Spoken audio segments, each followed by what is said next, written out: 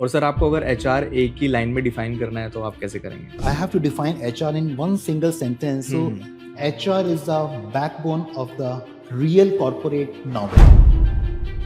आज के टाइम जो टेक्नोलॉजी आ गई है वो कौन से चैलेंजेस हैं जो टेक्नोलॉजी ने वो चैलेंजेस खत्म कर दिए? टेक्नोलॉजी ने जो सबसे बड़ा चैलेंज खत्म किया है, मैंने आपको बताया था कि पेरोल एंड कंप्लायंसेस का। जो फ्रेशर्स होते हैं हमेशा हर जगह फ्रेशर को एक्सपीरियंस क्यों मांगा जाता है? फ्रेशर को एक्सपीरियंस मांगना ही अपने आप में एक बहुत बड़ा, मैं कहूँगा कि एक रॉन्ग प्रैक्टिस है। क्योंकि अगर फ्रेशर है तो मान करके चलना चाहिए कि उसको किसी प्रकार का एक्सपीरियंस नहीं है, अनलेस अदरवाइज वो किसी टेक्निकल या प्रोफेशनल डिग्री को कैरी नहीं कर रहा। आपको क्या लगता है ये प्रैक्टिस सही है कि अगर किसी का ऑफिस आवर खत्म हो गया है और जी। उसकी कंपनी उसको डिमांड कर रही है कि ऑफिस आवर्स के बाद भी उसको वर्क करने के लिए, और जो हमारे जेनजी जनरेशन है जी। वो इतना इजीली और इतना रैपिडली और इतना फास्ट क्यों जॉब क्विट करता है? क्या एक एचआर अपने कैंडिडेट को लुक से जज करता है या होटल इंडस्ट्री में एचआर का प्रेशर और रिस्पॉन्सिबिलिटी बहुत ज़्यादा होता है? क्या ये कहना सही होगा कि एचआर में ग्रोथ और एक्साइटमेंट कम होती है? Do you think that can office relationships can destroy careers? Hello and welcome to another episode of the Shivam podcast. Today we have Mr. Parag Bhatnagar with us, who is a very known face of, or I would like to say very well known face of HR industry of Delhi NCR. So can we all please welcome Mr. Bhatnagar? Namaskar sir. नमस्कार Shivam. It's an absolute pleasure to have you with us on the show, and we are just so excited to have you with us today. Thank you. सबसे पहले I would like to start from that कि आपने 25-30 साल HR field में काम किया, उसके बाद आपने 14 to 15 इयर्स हॉस्पिटैलिटी में काम किया। राइट। तो ये सर आपको एचआर फील्ड में ही काम करने की इंस्पिरेशन कहाँ से मिली? शिवम, एचआर में मैं इसलिए आना चाहता था क्योंकि my father he was in very senior level administrative position. He wanted to me become a administrative officer in the government services. Anyhow, my interest was never कि मैं एक गवर्नमेंट जॉब करूं। मेरे दिमाग में एक मेरा परसेप्शन था कि गवर्नमेंट जॉब के अंदर एक आपकी ग्रोथ है बहुत स्टेगनेंट हो जाती है। तो प्राइवेट सेक्टर के अंदर जब मैंने एचआर का चूज़ किया था, रादर जिस टाइम पे मैंने एचआर की अपनी डिग्री ली थी, डिग्री भी हुआ करती थी हमारी personal management and industrial relations की होती थी। 90s की मैं बात बता रहा हूँ, जब मैंने पोस्ट ग्रेजुएशन किया था। और एचआर का जो कॉन्सेप्ट आया है वो एमएनसीज के आने के बाद से आया, स्पेशली प्रीडोमिनेटली 2000 के बाद से।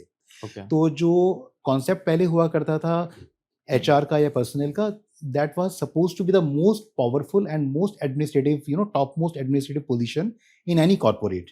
तो मेरा फिर झुकाव हुआ कि मुझे ये वाला कोर्स करना चाहिए। तो उस प्रकार से करने के बाद I have started my career in the HR और the personnel, and now it's a beautiful journey. I have spent close to 25 years, yes you are right, out of which 15 years in hardcore hotels।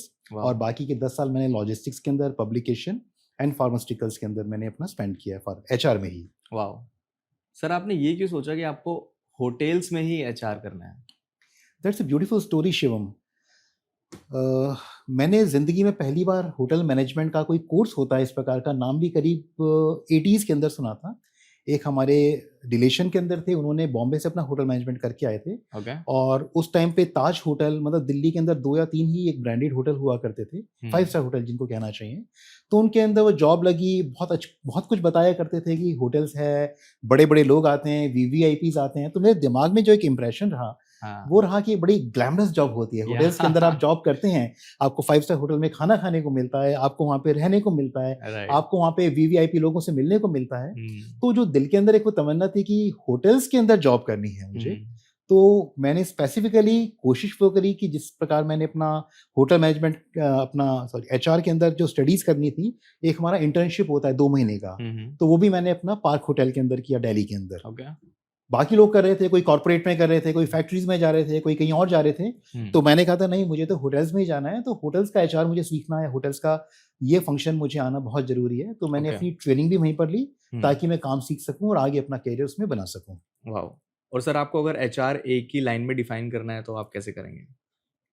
In case I have to define HR in one single sentence, so HR is the backbone of the real corporate nowadays. Okay. Backbone क्यों sir? Backbone इसलिए कहूंगा मैं क्योंकि कोई भी organisation बिना human resource के, बिना एम्प्लॉयज के परफॉर्म कर ही नहीं सकता। ओके। ठीक है, हम लोग आगे शायद डिस्कस करेंगे कि एआई का क्या रोल है, लेकिन एक जो ह्यूमन सेंटिमेंट है, ह्यूमन एलिमेंट है किसी भी ऑर्गेनाइजेशन को चलाने के लिए, ह्यूमन ब्रेन, ह्यूमन सेंटिमेंट्स, वो इतना जरूरी है कि उसके बिना तो कोई कंपनी चल ही नहीं सकती। चाहे आपकी बोर्ड ऑफ डायरेक्टर्स हैं, मिड लेवल मैनेजमेंट है, जूनियर मैनेजमेंट है, मशीन ऑपरेटर्स हैं, या हॉस्पिटैलिटी के अंदर जो लोग शेफ हैं, जो तंदूर पे काम कर रहे हैं, जो लोग सर्व कर रहे हैं खाना, जो आपके रूम को डेकोरेट कर रहे हैं, हाउसकीपिंग के लोग, फ्रंट ऑफिस का स्टाफ जो गेस्ट को अटेंड कर रहा है, सिक्योरिटी, तो सभी लोग ह्यूमन सेंटिमेंट के साथ में आते हैं। तो एचआर एक डिपार्टमेंट है जिसको एक ट्रेन किया जाता है ह्यूमन साइकोलॉजी को समझने के लिए, उनके इश्यूज को समझने के लिए, चाहे उनका पर्सनल इशू है, चाहे उनका प्रोफेशनल इशू है, और इश्यूज को हम कितना जल्दी कर्व कर सकते हैं और उनको अपने ऑर्गेनाइजेशन के गोल्स के साथ में अलाइन करना। तो जो स्पेशलाइज्ड ट्रेनिंग एचआर की सिखाई जाती है, कुछ क्लासरूम के अंदर सिखाई जाती है और कुछ आप over a period of time अपने जॉब के साथ में सीख सकते हैं। तो एचआर इसलिए बैकबोन है कि आपके जो मेजर डिसीजंस हैं आज के टाइम पे, HR is not sitting on the back door और the back seat, HR is actually driving the business nowadays in certain organizations. But जिन लोगों को ऐसा लगता है कि HR सिर्फ अपने रूम में ही बैठ के जॉब करते हैं, कंप्यूटर के आगे AC में, तो उनका ये मिथ आप तोड़ना चाहेंगे? उनका मैं मिथ नहीं तोड़ना चाहूंगा, उनको मैं थोड़ा क्लैरिफाई करना चाहूंगा कि हो सकता है कुछ ऑर्गेनाइजेशंस ऐसे होंगे जो अभी भी एक ओल्ड थॉट ऑफ मैनेजमेंट पे चल रहे हैं, जिसको हम फैक्ट्री HR कहते हैं। उसके अंदर एक HR का एक एग्जीक्यूटिव या असिस्टेंट मैनेजर का पर्सन है, उसको जो काम दिया है बहुत लिमिटेड काम दे रखा है, उसको पेरोल बनाना है, उसको लीव रिकॉर्ड मेंटेन करना है, उसे कॉम्प्लायंसेस PF ESIC को मेंटेन करना है, उसका ज्यादा कोई एम्प्लॉय एंगेजमेंट नहीं है, वहां पर कोई HR को लेके ज्यादा कोई बड़े डिसीजन उसको लेने नहीं है। तो वो एक है चुपचाप जो अपने बंद कमरे में बैठ के कंप्यूटर पे काम कर रहा है और लोगों की छोटी मोटी कुछ प्रॉब्लम है, सैलरी को लेके, लीव्स को लेकर के उनको सॉर्ट आउट कर रहा है। तो उनका कॉन्सेप्ट जिनका है वो भी ठीक है, लेकिन जो एक ब्रॉड कॉन्सेप्ट एक्चुअल जो रियल HR के अंदर है, वो आपके AC रूम से बाहर आकर के है। HR को परफॉर्म करना आना चाहिए on the grassroot level, on the ground level both. HR का कनेक्ट होना चाहिए जो मेरा लास्ट पर्सन द ऑर्गेनाइजेशन है, अगर वो मेरी फैक्ट्री है तो जो मेरा पैकर है या मेरा असेंबली लाइन का पर्सन है। हॉस्पिटैलिटी के अंदर वो लोग जो फ्रंट लाइनर हैं, जो डायरेक्टली मेरे गेस्ट के साथ में एसोसिएटेड हैं, गेस्ट को सर्व कर रहे हैं, उनके साथ में जब तक HR का एक स्ट्रॉन्ग कनेक्शन नहीं होगा, स्ट्रॉन्ग डेटा, स्ट्रॉन्ग बेस नहीं होगा, तब तक मुझे नहीं लगता कि एक HR एक इफेक्टिव HR रह सकता है। Okay, very well said sir. Sir आपने जैसे बताया कि आपने 25 साल पहले HR फील्ड ज्वाइन करी थी, राइट? तो आपने during that time HR industry को इवॉल्व होते हुए देखा है। बिल्कुल, राइट? हाँ जी। तो उस टाइम HR फील्ड में और आज के HR फील्ड में इतना क्या डिफरेंस है? शिवम, इसके अंदर मैं देखता हूँ कि ऑटोमेशन ने बहुत स्ट्रॉन्ग हमारा काम किया है, जो पहले नहीं होता था। 25 साल पहले क्या था, कुछ ऑर्गेनाइजेशन जिसके अंदर एक प्रॉपरली कंप्यूटर्स भी नहीं हुआ करते थे, तो उनके अंदर अगर आपको किसी स्टाफ की सैलरी बनानी है 300-400 लोगों की, तो बिल्कुल ही मैनुअल वर्क हुआ करता था। लोगों के पास टाइपराइटर हुआ करते थे, वहां से शीट निकलती थी, टाइप होती थी। कंप्यूटर के अंदर आने के बाद, कंप्यूटर में तो आपका सारा काम इजी है, फाइल सेव हो जाती है, आप 50 बार करेक्शन करना चाहें तो वो कर सकते हैं। उसके अलावा बहुत सारी टेक्निक्स ऐसी हो गई हैं जो पहले HR के फील्ड के अंदर नहीं हुआ करती थी। जैसे होता है साइकोमेट्रिक एनालिसिस, किसी भी कैंडिडेट को अगर आप इंटरव्यू कर रहे हैं तो सर्टेन टेस्ट हैं, तो पहले इतना सब कुछ नहीं हुआ करता था। तो अगर इवॉल्व हुआ है तो मैंने इसको ऑलमोस्ट 360 डिग्री इवॉल्व होते हुए देखा है। ओके। कि जो चीज़, जो टेक्निक्स, जो प्रैक्टिसेस पहले नहीं हुआ करती थी, आजकल वो बहुत ज़्यादा प्रैक्टिस में है और अभी भी HR इवॉल्व होगा फर्दर, इसमें बहुत ज़्यादा स्कोप है। ओके। सो पहले जब आपने करियर स्टार्ट किया था तो उस टाइम काफ़ी ऑब्वियसली चैलेंजेस होते होंगे, आपने बहुत सारे चैलेंजेस फेस किए होंगे और जो लोग फेस कर रहे होंगे उस टाइम। आज के टाइम जो टेक्नोलॉजी आ गई है, वो कौन से चैलेंजेस हैं जो टेक्नोलॉजी ने वो चैलेंजेस खत्म कर दिया? टेक्नोलॉजी ने जो सबसे बड़ा चैलेंज खत्म किया है, मैंने आपको बताया था कि पेरोल एंड कॉम्प्लायंसेस का। ठीक है, सब कुछ आजकल ऑनलाइन है। पहले सारी चीज़ें हमें मैनुअल प्रिपेयर करनी पड़ती थी, मैनुअल उसका कैलकुलेट करके एग्जैक्ट अमाउंट है, क्योंकि कैलकुलेशन में मिस्टेक हो गई तो आपका PF और ESI टाइम पर जमा नहीं होगा। राइट। और ये गवर्नमेंट के ड्यूज हैं, ऑडिट के अंदर कभी भी चैलेंज आ सकता था ऑर्गेनाइजेशन के लिए। तो अब सिस्टम ड्रिवन है, everything is like online. Government के पोर्टल के ऊपर जाके आपको एक्सेल अपना अपलोड करना है, तो काम बहुत ज्यादा आसान हो गया। कुछ घंटों का काम कुछ मिनट में हो गया, या रादर कुछ दिनों का काम 1 घंटे या 2 घंटे के अंदर कंप्लीट हो जाता है, वो भी पूरी एक्यूरेसी के साथ में। रिक्रूटमेंट का एक काम होता था, रिक्रूटमेंट के लिए कोई ऐसा साइंटिफिक मैनर नहीं था कि आपको अगर आपके पास 500 सीवीज आ गए हैं, तो उन Right. 500 सीवीज में से आपको एक अकाउंटेंट की पोजीशन के लिए कोई शॉर्टलिस्ट करना है, तो आपके पैरामीटर्स, आपको हर एक सीवी को पढ़ना पड़ेगा। 500 सीवी पढ़ना इतना आसान काम नहीं हाँ होता। जी, हाँ जी। कम से कम 5 से 6 दिन का टाइम लग जाता है रूटीन के अलावा। राइट। अब आने लग गया है एटीएस, जिसको हम कहते हैं एप्लीकेंट ट्रैकिंग सिस्टम। ओके। उसके अंदर आपने सॉफ्टवेयर के अंदर सर्टेन कमांड्स दे दी कि हमें इतने एक्सपीरियंस का चाहिए, इस क्वालिफिकेशन का चाहिए, इस इंडस्ट्री का चाहिए, इस एज ब्रैकेट का चाहिए, इस कॉम्पिटिशन का चाहिए। तो आपके पास उन 500 की जगह केवल 30 CV he for example shortlist होकर के आएंगे। तो 30 सीवी शॉर्टलिस्ट करना वीज़ आपको 500 सीवी शॉर्टलिस्ट करना, तो एक हमारा यहाँ पर ह्यूमन एफर्ट्स है बहुत ज्यादा रिड्यूस हो गया है और प्रोडक्टिविटी बढ़ गई है एचआर डिपार्टमेंट। वाओ। तो ये आप जिन सीवीज की बात कर रहे हैं, ये वही सीवीज आपके पास आ रहे हैं जो जिन लोगों ने अप्लाई कर रखा है? जिन लोगों ने अप्लाई कर रखा है वो, राइट। या हर एक एचआर के पास एक डेटाबेस तो होता ही है कंपनी के अंदर। ओके। नहीं तो कुछ पोर्टल्स हैं जिसके ऊपर हमें कोई कैंडिडेट अगर सर्च करना है तो उसके थ्रू भी हम अपना एक फिल्टर यूज कर सकते हैं कि आपको किस क्वालिफिकेशन का चाहिए, कितने आपको उसके अंदर क्या क्या कॉम्पिटेंसीज चाहिए। ओके। तो दोनों में ही एप्लीकेबल है, हमारे अपने डेटाबेस पे भी, ऑनलाइन डेटाबेस जो आपका सारे पोर्टल्स के पास में अवेलेबल रहता है। ओके। तो ये लोग सर जो सीवी देते हैं, जो पोर्टल्स पे अपलोड करते हैं, जो कंपनीज में जो डालते हैं सीवी, ये लोग कुछ एक्सपीरियंस भी होते होंगे ऑब्वियसली, और जी। कुछ फ्रेशर्स भी होते होंगे। जी। तो मेरा सवाल ये रहेगा कि जो फ्रेशर्स होते हैं, हमेशा हर जगह फ्रेशर को एक्सपीरियंस क्यों मांगा जाता है? फ्रेशर को एक्सपीरियंस मांगना ही अपने आप में एक बहुत बड़ा, मैं कहूंगा कि एक रॉन्ग प्रैक्टिस है। क्योंकि अगर फ्रेशर है तो मान करके चलना चाहिए कि उसको किसी प्रकार का एक्सपीरियंस नहीं है, अनलेस अदरवाइज वो किसी टेक्निकल या प्रोफेशनल डिग्री को कैरी नहीं कर रहा है। वहां फिर भी एक स्कोप होता है कि उसने 2 महीने की, 4 महीने की इंटर्नशिप करी होती है या समर ट्रेनिंग करी होती है। एब्सोल्युटली, जिसने बीए बीकॉम करके एक ट्रेडिशनल कोर्स करके आया है, उसके पास किसी प्रकार का एक्सपीरियंस होता ही नहीं है। हाँ जी। उसने तो किसी कॉर्पोरेट में जाकर देखा भी नहीं होता कि कॉर्पोरेट में ऑफिस क्या क्या होते हैं, कौन कौन से डिपार्टमेंट होते हैं, काम कैसे होता है। तो कुछ लोग जो मांगते हैं कि फ्रेशर है और एक्सपीरियंस होना चाहिए, वो एक अपने आप में बहुत बड़ा एक कॉन्ट्राडिक्शन है, वो नहीं होना चाहिए। फ्रेशर है, क्लियरली मेंशन, हम लोग अब कभी एडवर्टीजमेंट देते हैं तो कहते हैं फ्रेशर्स आर वेलकम, क्योंकि फ्रेशर्स को हम लोग समझते हैं कि उनको मोल्ड करना आसान है। हाँ जी। राइट, क्योंकि वो किसी प्री कंसीव नोशन के साथ में नहीं आ रहे हैं। जो भी उनको काम सिखाएंगे हम लोग सिखाएंगे। राइट। कहीं वो गलत सीख करके आया है या कुछ ज्यादा सीख करके आया है तो उसको अंडू करने में हमें ज्यादा मेहनत करनी पड़ेगी। तो फ्रेशर ही है। Fresher is always good to be trained. You can train him, you can educate him, you can mold him as per your own company's requirements. क्योंकि ये मैंने ना बहुत सुना है कि फ्रेशर्स का ऐसे कंप्लेन आता है कि यार हम लोग तो फ्रेशर्स हैं और हमारे पास एक्सपीरियंस कहाँ से आएगा। बड़ी आपने बहुत अच्छा सवाल आपने जवाब दिया कि आपने उसमें मेंशन करा होता है कि freshers are welcome. Freshers are welcome, या दिस इज वेरी गुड। बहुत सारे ऑर्गेनाइजेशन जो फ्रेशर्स को वेलकम कर रहे हैं, बट ठीक है, कुछ ऑर्गेनाइजेशन हैं जिनको मैं यही कहूँगा कि लैक ऑफ नॉलेज है या लैक ऑफ उनको ये एचआर की टर्मिनोलॉजी का नहीं मालूम है कि अगर फ्रेशर है तो वो एक्सपीरियंस वाला कैसे हो सकता है। हाँ, राइट, वही। ओके, आपको क्या लगता है ये प्रैक्टिस सही है कि अगर किसी का ऑफिस आवर खत्म हो गया है और उसकी कंपनी उसको डिमांड कर रही है कि ऑफिस आवर्स के बाद भी उसको वर्क करने के लिए, जैसे घर पे जाने के लिए वो काम करते हैं, वैसे कुछ आप पूछना चाह रहे हैं कि एक एम्प्लॉई शाम को अपने घर चला गया, 6 बजे उसका ऑफिस बंद हो गया और वो घर चला गया, 1 घंटे या 1.5 घंटे में घर पहुंच गया है, अज्यूमिंग 8 बजे। राइट। उसको कुछ काम उसके बाद असाइन करना। हाँ जी, हाँ जी। शिवम, अगर आप ऑनेस्टली मुझसे पूछते हैं तो I am not in the favour of such kind of ill और द बैड प्रैक्टिसेस। ओके। 9 से 6 का टाइम या 9 से 5:30 का टाइम एक एम्पल टाइम होता है किसी भी एम्प्लॉय से प्रोडक्टिविटी लेने का या असाइन जो अपने काम दे रखे हैं। अनलेस अदरवाइज ऑर्गेनाइजेशन के अंदर आपने मैन पावर प्लानिंग ढंग से नहीं कर रखी है, 4 लोगों के लिए अगर एक ही आदमी काम कर रहा है तो डेफिनेटली काम हमेशा ही पेंडिंग रहेगा। राइट। उस पेंडेंसी को दूर करने के लिए होना ये चाहिए कि आपको एडिक्वेट मैन पावर रखनी चाहिए।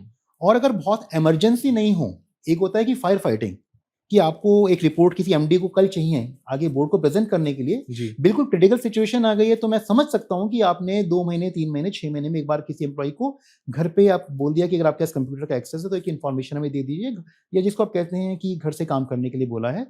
Otherwise it will create a toxic culture. Right. क्योंकि घर पर आया है, अपने पास उसका पर्सनल टाइम है, उसकी फैमिली का टाइम है, राइट, तो उसको डिस्टर्ब नहीं किया जाना चाहिए। करेक्ट। और जो हमारे जेनजी जनरेशन है जी, वो इतना इजीली और इतना रैपिडली और इतना फास्ट क्यों जॉब क्विट करता है? शिवम, बहुत अच्छा क्वेश्चन आपने पूछा है। सी, जेनजी एक ऐसी जनरेशन आई है जो हाईली एजुकेटेड है, हाईली सेंसिटिव है और हाईली इंटेलिजेंट है। हमारे जमाने में जिन लोगों ने जॉब करी, उन्होंने क्या देखा कि बस जॉब में एक बार घुसना है और जॉब को बस पकड़ के रखना है और जॉब करते रहना है, और कोई ज्यादा पर्पस नहीं होता था कि डिसेंट अपनी जॉब करिए, डिसेंट आपको जो कंपनी के अपना एनुअल इंक्रीमेंट प्रोसेस है उसके अंदर आप आएंगे, अपना काम करते रहिए। जेंजी का थॉट प्रोसेस बिल्कुल ही डिफरेंट है। जेंजी एक पर्पस के लिए ज्वाइन करती है, पर्पस के लिए काम करती है और ग्रोथ के लिए काम करती है। अगर दोनों चीजें मिल रही हैं उसको, तो जेंजी उस ऑर्गेनाइजेशन के साथ में हो सकता है थोड़ा लंबे टाइम के लिए काम कर लेगा। इन दोनों में से कोई एक चीज भी अगर उसको मिसिंग लग रही है, या तो उसको ग्रोथ नहीं मिल रहा है या उसको पर्पस नहीं मिल रहा है, he will switch the job. तो मतलब मेरे को ऐसा लग रहा है आपके स्टेटमेंट से कि जेंजीज कंफ्यूज्ड हैं अपनी लाइफ को लेके। नहीं, जेंजी बहुत ज्यादा क्लियर है मेरे हिसाब से अपनी लाइफ को लेकर के। मुझे अपने एग्जाम्पल से मालूम है कि मुझे बहुत टाइम तक नहीं मालूम था कि करना क्या है। ओके एचआर में जाना है मुझे मालूम था, होटल से एचआर में जाना है वो भी मुझे जाना करना है, लेकिन अगर आपका एक टाइम पर सैचुरेशन आना शुरू हो जाता है, ऑर्गेनाइजेशन के साथ में लंबे टाइम तक काम कर रहे हैं, आपको कोई ग्रोथ नहीं मिल रही है, आपको एप्रिसिएशन नहीं मिल रहा है, तो नहीं मालूम था कि करना क्या है। राइट। लेकिन जेंजी को मालूम है कि उनको क्या करना है, कैसे करना है। ओके। सो डिग्रीज इतना लेस वैल्यूएबल क्यों हो गई हैं आज के टाइम पे?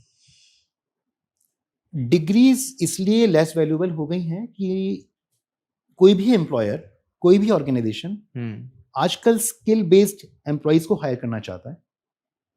उसे उन डिग्री से मतलब नहीं है कि आप कौन से कॉलेज से एमबीए करके आए हैं, बीबीए करके आए हैं, या जो भी आपने टेक्निकल कोर्स कर रखा है, अनलेस अदरवाइज वो आपका कोर्स इंडिया के टॉप मैनेजमेंट कॉलेजेस या टॉप आपके आईआईटीज या टॉप आपके होटल मैनेजमेंट कॉलेजेस से नहीं हो।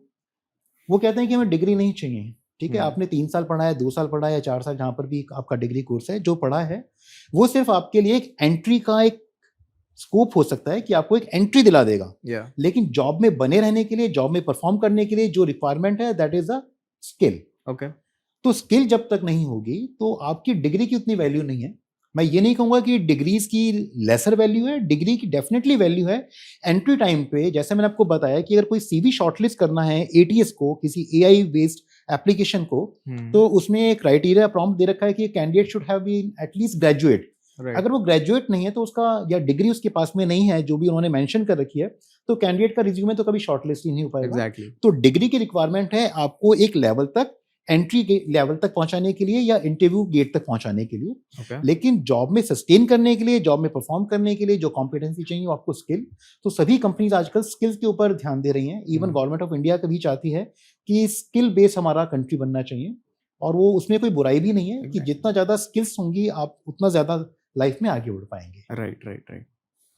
सर, आपने एचआर फील्ड में काफ़ी अवार्ड्स भी पाए हैं और आपको काफ़ी रिकग्नाइजेशन भी मिला है जी। अगर आप एचआर फील्ड में नहीं होते तो आप किस फील्ड में होते? शिव, में अगर एचआर में नहीं होता, ऑनेस्टली मेरे पास 2 फील्ड थे। एक था एग्रीकल्चर से कंसर्निंग कुछ ना कुछ अपना मैं वेंचर करता जी, राइट। टिपिकली वो आपका ग्रेन्स वाला नहीं जो आप लोग लगाते हैं, आटा गन्ना है या चावल की, धान की फसल है, मैं उसमें कुछ नए ढंग से करता। उसको मैं कुछ ऐसा करता है कि जिसके अंदर सोसाइटी का बेनिफिट होता। और दूसरा, मैं इतने बड़े लार्ज स्केल के ऊपर नहीं करता, मैं करता आपका इंटेंसिव कल्टीवेशन, जैसे मशरूम कल्टीवेशन हो गया है, या आपका कुछ ऐसे क्रॉप्स हो गई जिनको आपको पर्टिकुलर टेम्परेचर के अंदर बनाना पड़ता है, पॉली हाउस टाइप का, उस प्रकार से मैं करता। अगर वो एक प्रोफेशन में नहीं चूज करता तो डेफिनेटली मैं वो चूज करता जो आप कर रहे हैं। I would have gone into the journalism. Journalism में मैं जाना चाहता था। उसमें मेरा काफी कीन इंटरेस्ट था। वाओ, जर्नलिज्म में क्यों? लेकिन सर कुछ था, थोड़ा सा सोशल बैकग्राउंड इस प्रकार से था। जब मैंने कॉलेज में पढ़ाई करी थी तो अखिल भारतीय विद्यार्थी परिषद के साथ में मैं काफी लंबे टाइम तक जुड़ा रहा। तो लगता था कि थोड़ा एक स्कोप हो सकता है जिसमें आगे बढ़ने का चांस है। बट ठीक है, लाइफ ने जो दिया, कोई रिग्रेट नहीं है। बहुत खुश हूँ मैं एचआर के फील्ड में आकर। सुपर। अच्छा सर, ये मैंने चीज़ बहुत नोटिस करी है कि एचआर फील्ड में ना ज़्यादातर फीमेल कैंडिडेट्स को ही लोग प्रेफर करते हैं। Is this a good practice और अ बैड प्रैक्टिस, वो आप बताइएगा। और दूसरा, एचआर फील्ड में नेचुरली फीमेल्स के लिए ज़्यादा सूटेबल है या सिर्फ एक स्टीरियोटाइप है? स्टीरियोटाइप मैं नहीं कहना चाहूँगा। इसके पीछे अगर साइंटिफिक रीज़न है शिवम, एचआर एक ऐसा फील्ड है जिसके अंदर आपको human sentiments, communication skills, empathy and multitasking, ये 3-4 कॉम्पिटेंसीज आपके अंदर होनी जरूरी है। कम्युनिकेशन कुछ हद तक आप सिखा सकते हैं, राइट, लेकिन एम्पैथी, सिंपैथी, इमोशनल इंटेलिजेंस और मल्टीटास्किंग एक ऐसी चीजें हैं जो कहीं ना कहीं आपको इनबॉर्न मिलती हैं, इनहेरिटेंट मिलती है आपको, राइट।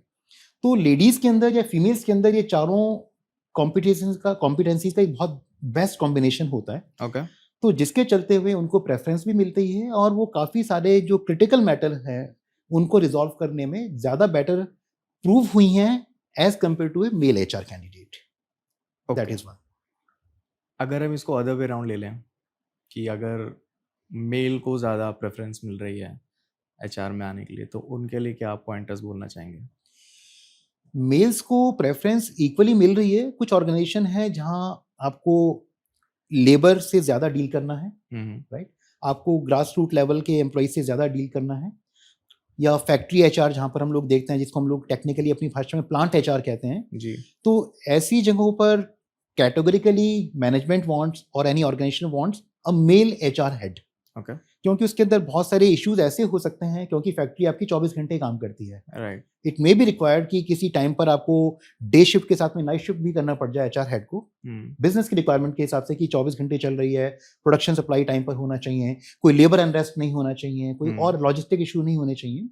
तो कंसिडरिंग कि females should be safe, Yeah. a male can handle these situations, these odd situation in slightly better manner, okay being a male, being a male dominated society। तो ऐसे जगहों पर मेल्स को प्रेफरेंस है, लेकिन ऐसा कोई मेरे नज़र में कोई बायसनेस नहीं है। कॉर्पोरेट्स हैं उनके लिए इक्वल है, एचआर में मेल्स भी मिलते हैं आपको, फीमेल्स भी मिलते हैं। ओके क्या एक एचआर अपने कैंडिडेट को लुक से जज करता है? ऑनेस्टली बोलूँ, यस। ओके कैंडिडेट जब एंटर करता है एचआर के पास में इंटरव्यू के लिए, तो इनिशियली 7 से 10 सेकंड का टाइम हो जाता है, जिसके अंदर 3 चीजें एचआर जज कर लेता है। और वो उसकी बॉडी लैंग्वेज सबसे इंपॉर्टेंट है, राइट? क्योंकि मुझे मालूम है, मतलब एचआर को मालूम है कि उसे किस फ्रेमवर्क का पर्सन चाहिए, और उसको फिर असेस करने की कोशिश करता है उस 10 सेकंड के ड्यूरेशन में, किस कॉन्फिडेंस के साथ उसने एंट्री ली है, आई कांटेक्ट कैसा है, बॉडी लैंग्वेज कैसी है, चेयर को कैसे पुल कर रहा है, ड्रेसिंग सेंस कैसा है उसका, स्माइल करता है कि नहीं करता है, राइट? तो कुछ चीजें हैं जो एचआर उसके बैक ऑफ द माइंड चलती रहती हैं कि ये सब चीजें होंगी तो ठीक है, मैं 10 सेकंड के अंदर मैंने 50% माइंड बना लिया कि yes he can be my probable candidate. लेकिन केवल इन्हीं चीजों के ऊपर जज करके हम उसको एक सीनियर पोजीशन ऑफर नहीं कर सकते। ओके उसके बाद आता है हमारा सर्टेन आपका स्ट्रक्चर्ड लेवल ऑफ इंटरव्यू, जिसके अंदर उसका एजुकेशन बैकग्राउंड, उसके एक्सपीरियंसेस, उसकी स्ट्रेंथ्स, उसकी वीकनेसेस और उसके उन एस्पेक्ट्स को छुआ जाता है जो उसने सीवीज में भी मेंशन नहीं किए होते हैं। तो आपकी बात ठीक है कि कैंडिडेट को जज कर लिया जाता है, जिसे जज नहीं करना चाहिए, क्योंकि हो सकता है कि कैंडिडेट जिस सिचुएशन से आ रहा है, हाँ जी, तो वो उस सिचुएशन को मैच नहीं कर रहा होगा जो एक एचआर हेड के माइंड के अंदर कई सालों से चल रही है। राइट बट यस, जज किया जाता है। Okay and what happens internally before layoffs? Internally lay off एक बड़ा क्रूशियल प्रोसेस है शिवम, और एक लॉन्ग प्रोसेस है। ये एक दिन का, सिंगल डे का कोई डिसीजन मैनेजमेंट कभी भी नहीं लेती है। अगर ले ऑफ का किसी कंपनी ने प्लान किया है अनफॉर्चुनेटली, तो प्रोसेस आप मान के चलिए करीब 1 महीने या हो सकता है 2 महीने पहले स्टार्ट हो जाता है। कंपनी एक लिस्ट बनाती है परफॉर्मर्स की ABCD के हिसाब से। A टॉप परफॉर्मर और D इज आपका लीस्ट परफॉर्मर, राइट? तो उनके अपने क्राइटेरियाज हैं। मेरे हिसाब से सभी लोग अच्छे परफॉर्मर हैं, डेडवुड कोई भी नहीं होता है। हमें बस उसको देखना पड़ता है कि किस जगह उसकी कॉम्पिटेंसीज को बेटर यूटिलाइज कर सकते हैं। बट स्टिल आपने एक क्वेश्चन पूछा जो बहुत ज़्यादा रेलेवेंट है जी ऑडियंस के लिए भी। जब एक लिस्ट बन जाती है, ABCD एनालिसिस हो जाता है कि हमें D कैटेगरी की जो हमारे एम्प्लॉइज निकल करके आए हैं, फॉर एग्जांपल 20 एम्प्लॉइज निकल के आए हैं, उसके बाद उनकी पूरी HR फाइल रिव्यू करता है कि कितने पुराने लोग हैं, उनका स्ट्रक्चर क्या है, उनका में कितना कंपनसेशन देना हमारा बनता है लीगली जी। अगर उसको जरूरत होती है तो अपने लीगल डिपार्टमेंट से या एक्सटर्नल लॉयर से कंसल्ट कर लेता है बिफोर ले ऑफ, और उसके बाद उस लिस्ट को प्रोड्यूस करके वो दे देता है अपने डायरेक्टर्स के पास में कि ये लिस्ट है, इनको हमें सिस्टम में अगर नहीं भी रखेंगे तो बाकी जो हमारे पास A, B और C कैटेगरी के एम्प्लॉइज हैं वो इसको कंपनसेट कर देंगे। ओके। और सबसे मुश्किल काम होता है कि HR को मालूम होता है कि मेरे पास ये 20 एम्प्लॉइज हैं जो D कैटेगरीज में आ रहे हैं और जिनको मुझे अगले महीने इनको थैंक यू बोलना है। थैंक यू बोलना मीन्स मुझे उनको कहीं ना कहीं कम्युनिकेट करना है कि आपकी सर्विसेज की इस ऑर्गेनाइजेशन के अंदर रिक्वायरमेंट नहीं है।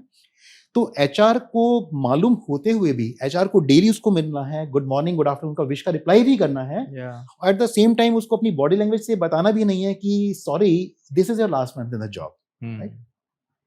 तो एक थोड़ा सा क्रुशियल है, थोड़ा सा डिप्लोमेटिकली, थोड़ा सा इमोशनली इन चीजों को हैंडल करना पड़ता है। कभी कभी ऐसी सिचुएशन हो जाती है शिवम। ओके।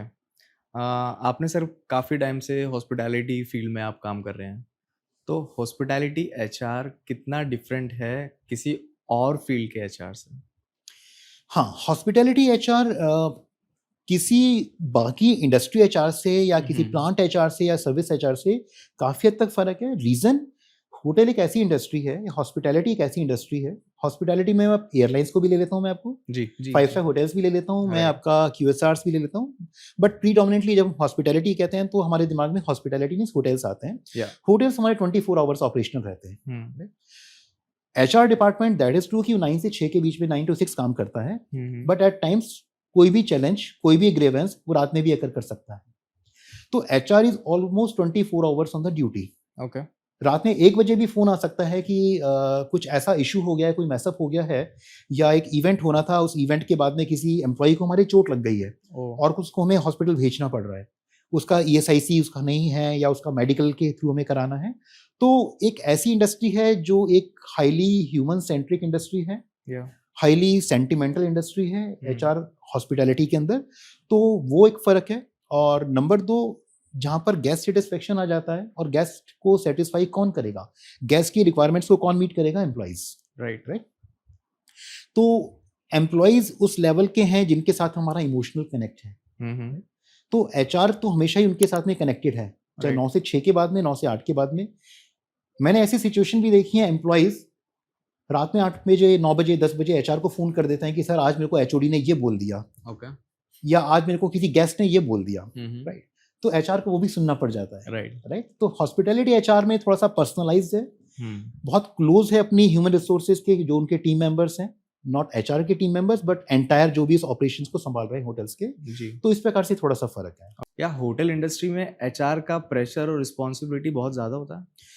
हॉस्पिटैलिटी में ज़्यादा होता है क्योंकि पिछले कुछ साल से हॉस्पिटैलिटी इंडस्ट्री ने बहुत अच्छा परफ़ॉर्म किया है, काफ़ी अच्छा बूम किया है। Hmm, that is really good sign for the hospitality industry in the India. Hmm, लेकिन जब कोई इंडस्ट्री कुछ प्रोग्रेस करती है तो उसके साथ में सर्टेन चैलेंजेस भी आते हैं। हुँ, तो जो एचआर को सबसे बड़ा जो चैलेंज आ रहा है अक्रॉस द कंट्री, या वो है आपका मैन पावर का, ओके। टैलेंट एक्विजिशन का। हुँ, क्योंकि इतने होटल्स खुल गए हैं, हुँ, होटल्स के अलावा आपकी एलाइड इंडस्ट्रीज़ खुल गई हैं जिनके अंदर हॉस्पिटैलिटी कैंडिडेट्स को प्रेफ़र किया जाता है। हुँ, आप मॉल्स में जाइए, आप रिटेल आउटलेट्स के अंदर जी। जाइए, आप किसी सिनेप्लेक्स के अंदर जाइए, आप हॉस्पिटल्स के अंदर जाइए, आप फैसिलिटी मैनेजमेंट कंपनी के अंदर जाइए, हुँ, तो हर जगह हॉस्पिटैलिटी वाले कैंडिडेट्स को, आप एयरलाइंस में जाइए, या आपको हर जगह हॉस्पिटैलिटी वाले कैंडिडेट ही मिलेंगे, उनको प्रेफ़र किया जाता है। हुँ, कंसीडरिंग दैट कि इतने सारे जॉब के ऑप्शंस एक कैंडिडेट के पास अब अवेलेबल होने लग गए हैं अपार्ट फ्रॉम होटल्स, तो एक रिटेंशन का जो एक हमारा या जो रिक्रूटमेंट का साइकिल है वो काफ़ी डिस्टर्ब हुआ है। तो सबसे बड़ा चैलेंज यही है जो बाकी इंडस्ट्रीज़ में इतना ज़्यादा नहीं है। और अनफॉर्चुनेटली इंडिया के अंदर जितने भी होटल मैनेजमेंट कॉलेजेस या इंस्टीट्यूट्स हैं, गवर्नमेंट या प्राइवेट, हुँ, सब कुछ मिला के 40,000 45,000 से ज़्यादा हर साल वो कैंडिडेट्स प्रोड्यूस नहीं कर पाते हैं। नहीं कर पाते हैं, ओके। और गवर्नमेंट का डेटा कहता है कि हमें 3 से साढ़े 3 लाख हर साल नए लोगों की ज़रूरत है। तो this is a big gap of almost या 3 लाख कैंडिडेट एवरी ईयर, जो हमेशा बढ़ता जा रहा है। या तो ये हो सकता है बाकी इंडस्ट्रीज़ में गैप इतना बड़ा नहीं है। हुँ, तो कोई भी इंडस्ट्री बिना ह्यूमन रिसोर्स के परफॉर्म कर ही नहीं सकती, जैसा मैंने आपको पहले बताया था जी। शिवम।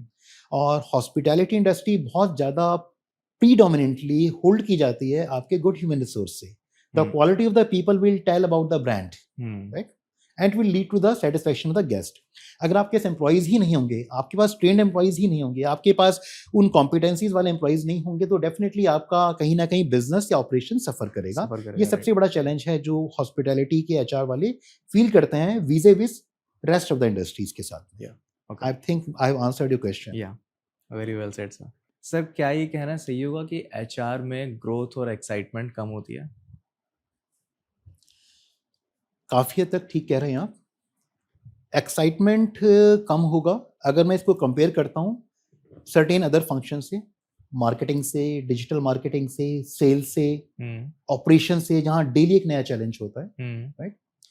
और ग्रोथ, यस ग्रोथ, अगर आप बैक एंड फंक्शंस देखते हैं, क्योंकि कुछ ऑर्गेनाइजेशन के अंदर एचआर को अभी भी बैक एंड या सपोर्ट फंक्शन माना जाता है। हुँ, उसको कंपेयर किया जाता है आपका लीगल के साथ में, फाइनेंस के साथ, अकाउंट्स के साथ में, आईटी के साथ में, है ना? हुँ, तो अगर मैं उस पर्टिकुलर डोमेन के अंदर मैं कंपेयर करता हूँ तो यस उतनी ग्रोथ नहीं होती है, जितनी बाकी सब फंक्शंस की होती है। लेकिन ऐसा भी कहना बिल्कुल ठीक नहीं होगा, क्योंकि सर्टेन इंडस्ट्रीज ऐसी होती हैं जहां पर आपका एचआर आपके फ्रंट फुट के ऊपर होता है, एचआर आपका मेजर डिसीजन मेकिंग प्रोसेस के अंदर शामिल होता है। तो ऐसी जगह इक्वली ट्रीट किया जाता है, सेल्स वालों को, ऑपरेशन वालों को, एचआर को या एनी बैक एंड स्टाफ को।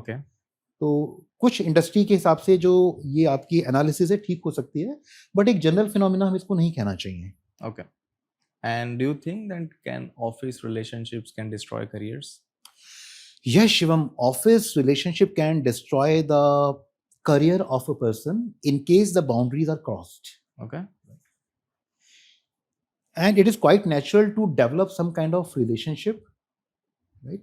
Yeah. Between the two colleagues, Yeah. by the virtue they are working for the long hours in the same organization, they are sharing their happiness, they are sharing their success, they are sharing their feelings.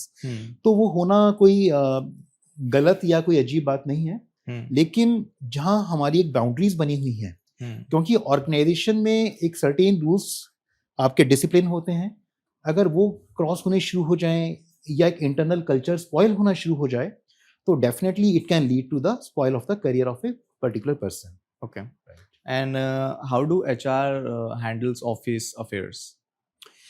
C, office affairs कुछ organisations ऐसे हैं जिनको मैं अगर MNC बोलूं या predominantly अगर कहा जाए आपके आईटी सेगमेंट के अंदर, जहां पे आप एक मेट्रो सिटी के अंदर ऑपरेट कर रहे हैं, Bombay, Bangalore, Pune, Delhi to some extent, जहां पे एक ओपननेस ज्यादा है, जहां पर वो ऑर्थोडॉक्स वाली फीलिंग नहीं है, ठीक है, जहां पे males females are they are absolutely equally treated well, they are doing the parties in the evening, late night parties, जहां कल्चर थोड़ा सा एक ट्रेडिशनल कंपनीज या फैक्ट्री से डिफरेंट होता है।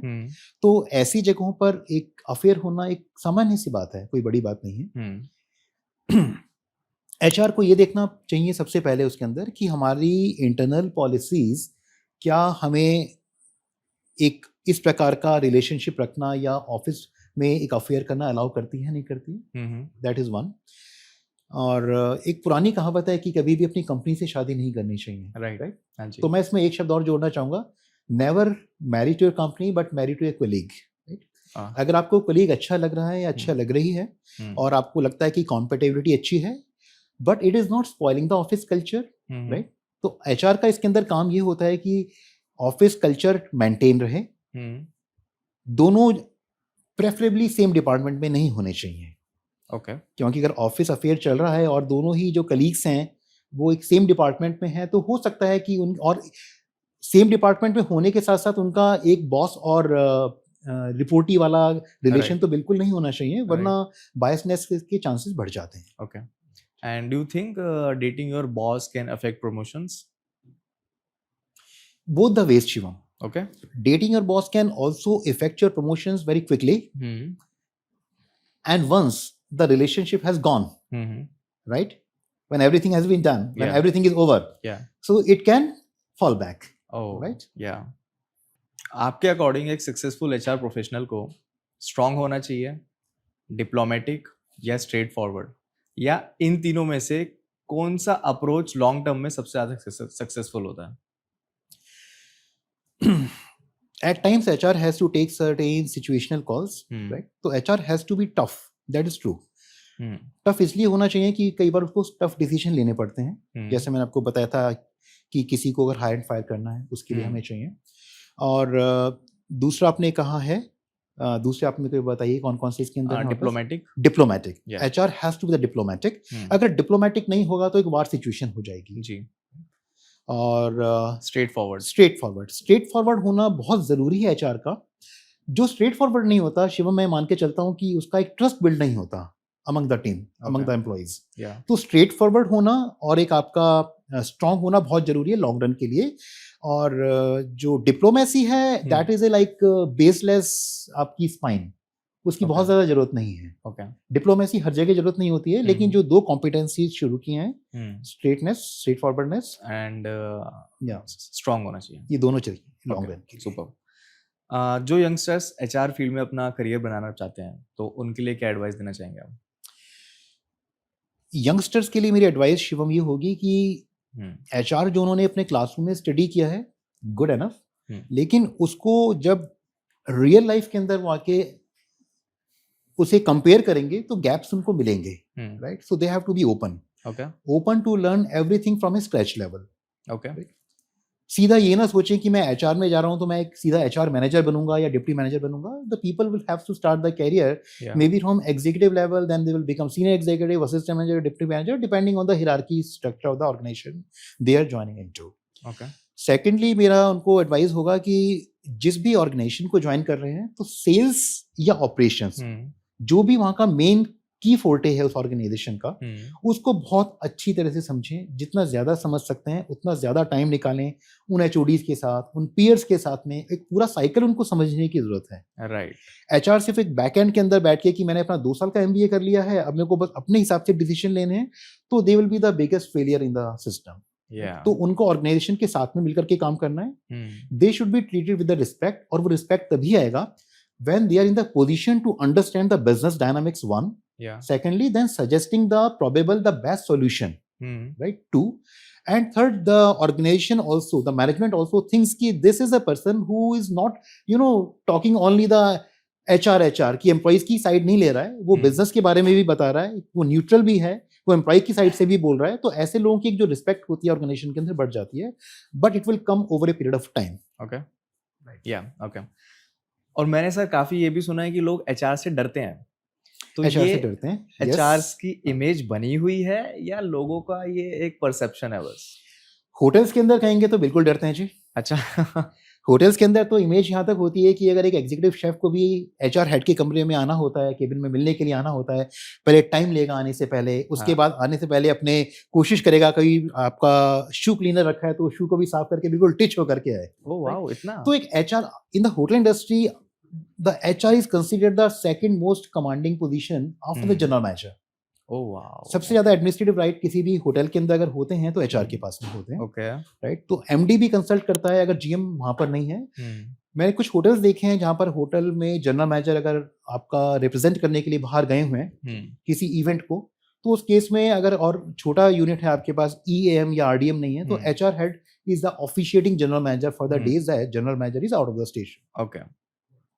हमने ऑफ द कैमरा अभी थोड़ी देर पहले कुछ बात करी थी कि आप फ्यूचर में एक आपका हॉस्पिटैलिटी से रिलेटेड वेंचर स्टार्ट करना जी चाहते हैं। शिवम, तो आप उसके बारे में थोड़ा सा खुल के बताइए सर। हाँ शिवम, बहुत सालों से मेरी एक तमन्ना थी कि इतने लंबे समय तक हॉस्पिटैलिटी इंडस्ट्री में काम कर लिया, गेस्ट की साइड से भी देख लिया कि गेस्ट की एक्सपेक्टेशंस क्या हैं, एम्प्लॉयज की साइड से भी देख लिया कि एम्प्लॉयज को क्या चाहिए होता है लाइफ के अंदर, प्रॉपर्टीज तो देख ही ली हैं, 5 स्टार होटल्स में भी काम कर लिया, रिजॉर्ट्स में भी काम कर लिया है, ब्रांडेड होटल्स में भी काम कर लिया है। तो अब लगता है कि कुछ अपना करना चाहिए। उसकी शुरुआत हो चुकी है और लॉन्ग टर्म प्लानिंग हमारी ये है कि if everything goes well we will come up with a home stay chain of our internal brand. तो वो हमारा एक प्रोसेस अभी जो चल रहा है फॉर द टाइमिंग, अभी जो हम लोग कर रहे हैं ये it's a sort of a family business. हमने सर्टेन होटल्स हैं जो स्टैंड अलोन प्रॉपर्टीज हैं, कुछ राजस्थान में हैं, कुछ उत्तराखंड के अंदर हैं, 1 या 2 प्रॉपर्टीज अभी हिमाचल में साइन ऑफ करी हैं। उनके certain parts of the operations, core operations की मैं बात नहीं कर रहा हूँ, हाउसकीपिंग की या फ्रंट ऑफिस की या रिजर्वेशंस की जी, हम लोग उनका रेवेन्यू मैनेजमेंट, हम लोग उनकी डिजिटल मार्केटिंग और उनका हम सर्टेन प्रोसेसेस को अपने थ्रू रेगुलराइज कराते हैं, उनको हम असिस्ट करते हैं। Okay ji. And do you want to name the company? Company जो मैंने स्टार्ट करी है वो है hospitality services India, HSI। Okay ji. और हम कब तक इसको एक्सपेक्ट कर रहे हैं कि फुली फ्लेज ऑपरेशन करेगी इंडिया में? Minimum 6 months to 1 year time. Okay, all the best sir for that. Thank you so very much Shivam. या एक क्वेश्चन आया है जेनजीज के लिए कि उनको लगता है कि आजकल जॉब्स कम है, अनएम्प्लॉयमेंट ज्यादा है और फ्यूचर अनसर्टेन है। इस माइंडसेट पर आपका क्या ओपिनियन है? ये एक परसेप्शन हो सकता है, इस परसेप्शन को हमें थोड़ा सा क्लियर करना जरूरी है जेनजी के लिए। अनएम्प्लॉयमेंट मैं नहीं कहूँगा ज़्यादा है, इस चीज़ को मैं शायद नहीं मानूंगा Shivam. I will be highly honest with you. All the HR heads, you go to the LinkedIn, all the HR heads, they themselves are posting even for a entry level position from their LinkedIn account. What does it mean? कि उनको employees की ज़रूरत है, employees उनको नहीं मिल पा रहे हैं, तभी एक HR head या मैंने देखा डायरेक्टर HR लेवल के लोग होटल्स के अंदर वो बैठ के रिक्रूटमेंट कर रहे हैं। पहले रिक्रूटमेंट करने का काम उनका एक टैलेंट एक्विजिशन का एक अलग वर्टिकल होता था, वो कितना इफेक्टिव कर रहा है नहीं कर रहा है मुझे नहीं मालूम है, लेकिन एक स्कैरसिटी है हॉस्पिटैलिटी इंडस्ट्री के अंदर तो बहुत ज़्यादा है। उसके अलावा जितनी भी इंडस्ट्रीज जो स्किल बेस्ड इंडस्ट्रीज हैं हमारे पास इंडिया के अंदर, स्किल पे तभी गवर्नमेंट ध्यान दे रही है कि ऐसे लोग ज़्यादा हैं जिसको हम अनएम्प्लॉयड कह सकते हैं, लेकिन जो एम्प्लॉयबल हैं, जिनके अंदर कॉम्पिटेंसीज हैं, जिनके अंदर स्किल है, उन लोगों के नंबर्स कम हैं। हमारे पास सिंपली ग्रेजुएट्स बहुत हैं, ट्रेडिशनल कोर्स कर लेते हैं, बीए, बीकॉम, बीएससी कर लिया विदाउट एनी पर्पस, राइट। तो ऐसे लोग हैं जो ऑर्गेनाइजेशन के अंदर कहीं फिट अभी नहीं हो पा रहे हैं क्योंकि उनके अंदर वो कॉम्पिटेंसीज नहीं हो पाई हैं, उन्होंने कहीं स्किल का कोर्स नहीं किया है।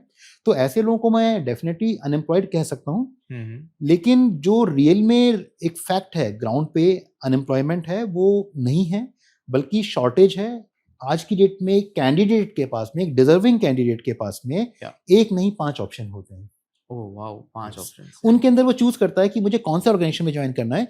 ए, इसके अंदर मुझे सैलरी ज्यादा मिल रही है, बी, इसकी ब्रांड वैल्यू ज्यादा है, सी, इसके अंदर मुझे लॉन्ग टर्म फ्यूचर दिखाई देता है, डी, ये कंपनी मेरे घर के पास है, या ई, इसके अंदर मैं किसी कलीग को जानता हूँ। तो मिनिमम 4 से 5 ऑप्शन एक कैंडिडेट के पास में होते हैं। तो जेनजी को किसी प्रकार से परेशान होने की या उनको एक मिसकंसेप्शन में जाने की जरूरत नहीं है कि जॉब्स नहीं है, जॉब्स बहुत ज्यादा हैं और जॉब्स आगे चल के निकल भी रही हैं। इतने ज्यादा स्टार्टअप्स आ रहे हैं जो नई जॉब्स को क्रिएट कर रहे हैं, कंपनीज ग्रो कर रही हैं, इंडिया की इकोनॉमी अच्छा कर रही है वर्ल्ड के अंदर। तो अगर इकोनॉमी अच्छा कर रही है तो डेफिनेटली हमारा जो इंडस्ट्री सेक्टर है, तो companies are growing, they need the human resources, they need the manpower. Is 9 to 5 jobs dead for Gen Zs?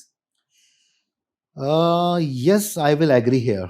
Okay, क्योंकि जेनजी का जो एक साइकी है, जेनजी का जो काम करने का एक पर्टिकुलर पैटर्न है, स्टाइल है, उसके अंदर मुझे नहीं लगता कि एक जेनजी 9 से 5 के बीच में लग करके बंद करके काम करना चाहेगा। जेनजी के पास बहुत सारे आइडियाज हैं, हाई एनर्जी है, उसको लगता है ये काम मैं 3 घंटे में कर सकता हूँ, तो उसके लिए मुझे 8 घंटे 9 घंटे बिताने की क्या जरूरत है। But again it will depend on the person to person. Gen Z के अंदर एक पर्टिकुलर ब्रिगेड ऐसी हो सकती है, सर्टेन नंबर ऑफ पीपल ऐसे हो सकते हैं जो शायद जिनकी रिक्वायरमेंट होगी वो 9 से 6 जॉब करेंगे। बट ये मेरा मानना है कि मोस्टली जेनजी बंद करके काम करना नहीं चाहेगी। ओके, और क्या आपको लगता है कि कॉर्पोरेट सेक्टर ने यंग जनरेशन का मेंटल हेल्थ खराब कर दिया है? Good question. It is true. Okay, it is true. Stress level बहुत बड़ा है हर लेवल की पोजीशंस के अंदर। कॉर्पोरेट में ज्यादा देखने को मिला है क्योंकि कॉर्पोरेट्स में आपका कंपटीशन भी बहुत ज्यादा है। आपका चाहे आईटी इंडस्ट्री है, आपका टेलीकॉम इंडस्ट्री है, आपकी इंश्योरेंस इंडस्ट्री है, जो भी इंडस्ट्री प्रीडोमिनेटली आपकी सर्विसेज दे रही है, जो डायरेक्टली कस्टमर के साथ में कनेक्टेड है, जहां कस्टमर्स की आपको एक रिलेशन बना करके चलने हैं, कस्टमर इज द किंग, जहां पे आपका प्राइस वॉर मैटर करता है सर्विसेज के अंदर, वहां सारा का सारा प्रेशर कहीं ना कहीं एम्प्लॉइज के ऊपर आना तय है। राइट, तो स्ट्रेस लेवल बड़ा है। तो मैं इसको एक्सप्लॉयटेशन तो नहीं कहूंगा, लेकिन इसने कहीं ना कहीं इनको बैडली हैम्पर किया है, उनकी मेंटली और फिजिकली हेल्थ दोनों के लिए। Okay, and do you think internships sometimes feels like legal exploitation? Yes, this is. It is? This is legal exploitation। तब है वो, मैंने हॉस्पिटैलिटी के अंदर देखा है कि गवर्नमेंट के जो नॉर्म्स हैं काफ़ी लंबे समय से रिवाइज नहीं हुए। जो होटल मैनेजमेंट करना चाहता है बच्चा, उसको 6 महीने के लिए एक इंटर्नशिप करनी होती है। वहाँ का गवर्नमेंट का एक स्केल है, एक्स अमाउंट देना है। तो सर्टेन होटल्स हैं अभी भी उसी प्रैक्टिस को फॉलो कर रहे हैं कि वो गवर्नमेंट डिसाइडेड स्टाइपेंड को देते हैं, और उन स्टूडेंट से वो लोग ऐसे काम लेते हैं कि जैसे वो एक लेबर का सब्स्टिट्यूट है, which is absolutely wrong and से टोटली अनएक्सेप्टेबल अनएथिकल प्रैक्टिसेस। आप फ्यू थाउजेंड रुपीज दे करके 9 घंटे, बल्कि 9 घंटे से भी ज्यादा, एट टाइम्स 12 घंटे से 14 घंटे उससे काम कराया जाता है। उसको कहते हैं तुम्हें सीखने को मिलेगा, ठीक है। उसके अंदर जबकि लर्निंग इतनी ज्यादा उसको सीखने की नहीं है, वो सिर्फ को काम कर रहा है वहाँ पे, ट्रॉली पुल कर रहा है, या अगर केवल प्याज की आपकी पीलिंग कर रहा है, आलू की पीलिंग कर रहा है, या कुछ ऐसे काम कर रहे हैं जो उसको डायरेक्टली उतनी ज्यादा एक्सपोजर नहीं देने वाले हैं फ्यूचर में, उन कामों में एंगेज करते हैं। बैंक्वेटिंग के अंदर, बैक एंड के अंदर उसको लगा लेते हैं कि जब तक ये फंक्शन कंप्लीट नहीं होगा नहीं जाएंगे। तो अगर मैं उस पर्टिकुलर सेगमेंट से देखता हूँ तो it is a yes legal exploitation of the people who are undergone stipend program. लेकिन within the hotels there are certain chains which are giving much higher than the prescribed rate of the government stipend, right? Okay, now the era is slowly changing. क्योंकि जो पुराने ज़माने में जो general managers थे या HODs थे, उन्होंने रफ टाइम देखा है, उन्होंने 18 घंटे 10 घंटे 15 घंटे इस प्रकार से काम किया है, तो उनकी जनरेशन ने वही किया कि जो मैं करके आया हूँ तो मुझे वही सब अपनी नेक्स्ट जो मेरे पास आएंगे ट्रेनिंग उनसे करवाना है। लेकिन अब जो उसके बाद वाली जनरेशन आ रही है, उन्होंने काफ़ी हद तक ये शायद डिसाइड किया है, जैसा भी है, but it is good for the industry कि हमें कहीं ना कहीं we have to raise a voice.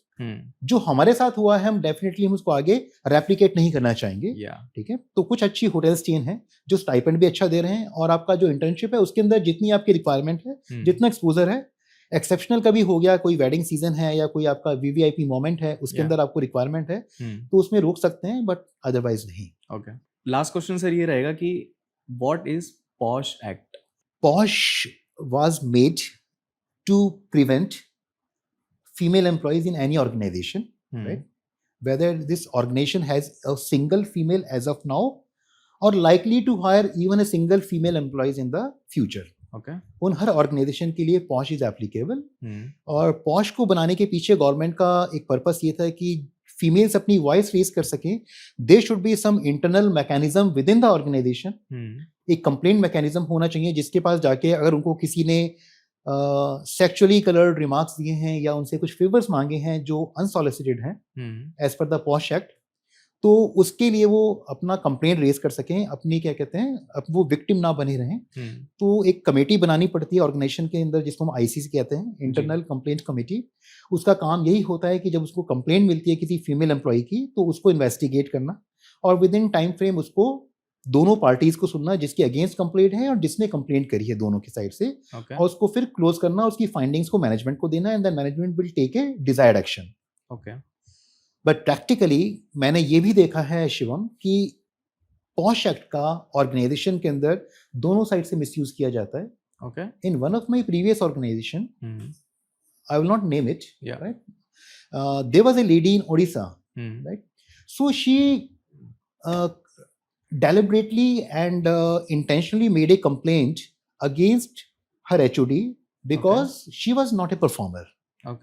And HOD wanted her to either improve or to take certain kind of strict action. तो उस लेडी ने क्या किया, उस लेडी ने she must have consulted somebody और उन्होंने कहा कि आप उसको POSH के अंदर कंप्लेंट कर दो और डायरेक्टली उसको कंप्लेंट कर दो। जब बाद में इन्वेस्टिगेशन हुआ तो मालूम पड़ा कि सारी जो है उसका एक फैब्रिकेटेड स्टोरीज हैं। उसके बाद में that lady was asked to move on. That was one story. And I also know one of the previous organization where even the directors who are supposed to be the custodian of any organizations, they themselves are indulged in asking the sexual favors from the female employees. Oh my God. Yes. आपने TCS का एक example सुना होगा, 1 से 2 महीने पहले जो हुआ था, काफी लाइमलाइट में रहा है। तो गवर्नमेंट ने एक POSH एक्ट बना दिया है, लेकिन एक POSH एक्ट बनाने के साथ में उनकी रिस्पॉन्सिबिलिटी खत्म नहीं हो जाती। प्रैक्टिकली अभी POSH उतना स्ट्रांग नहीं है कॉर्पोरेट्स के अंदर में, क्योंकि अल्टीमेटली जो POSH के अंदर जो आपके कमेटी मेंबर्स हैं, they are the paid employees. अगर वो किसी इन्फ्लुएंशियल पर्सन के अगेंस्ट में कंप्लेंट अपनी फाइल को उसके अगेंस्ट क्लोज करेंगे तो इट में impact their continuation of the employment. तो उसके लिए कुछ ना कुछ सोचने की या करने की जरूरत है। ओके, इसी के साथ हमारा कॉन्वर्सेशन खत्म हो रहा है sir. Thank you so very much Shivam for such a nice interaction. I am sure कि हमारे इस इंटरेक्शन से जो HR एस्पायरेंट्स हैं और जो HR के अंदर प्रैक्टिसेस के अंदर हैं, उन सबको कुछ ना कुछ इससे इंसाइट मिला होगा, और वही मेरा आज का टेक अवे है। श्योरली मिलेगा sir. Thank you so much for joining us. Have a great day. Thank you. Thank you sir. नमस्कार।